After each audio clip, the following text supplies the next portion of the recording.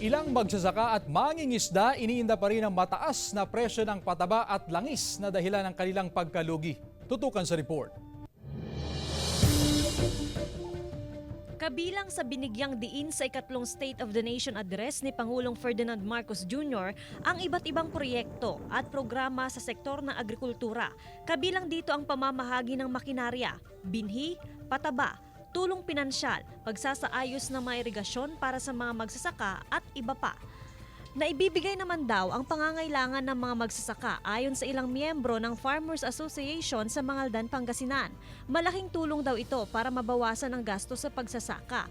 Pero hiling nila na mapababa sana ang presyo ng pataba at langis. Langis halos buwan-buwan yan tumataas. Kaya medyo nahihirapan din kami mga farmers. Halimbawa, kasi yung ibang sinasaka namin kasi sahod ulan. Hiling din nilang mas maagang schedule ng distribusyon ng palay seeds. Kasi pagka magbibigay sila ng yung mga hybrid seeds, halimbawa o nagbigay sila ng hybrids, dapat mga April or last week ng April, ayun na. Pero minsan dumarating kasi yung iba, June na, kaya naantala yung pagtatanim. Hindi raw naramdaman ni Roger ang ayuda sa mga fish grower. Hiling din niya na bumaba ang presyo ng feeds na pinapakain sa mga isda. Mahigit 1,000 na yung feeds ngayon eh. O kahit baba ng konti para dahil mura naman yung isda.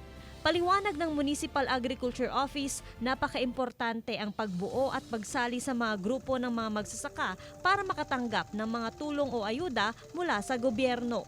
Napaka-importante po ang asosasyon lalo na pag-registered sa agency na pag-registeran para po ay ma-validate na sila ay active. Kasama si Ron Alister Taniedo, Joan Punsoy, One North Central Luzon.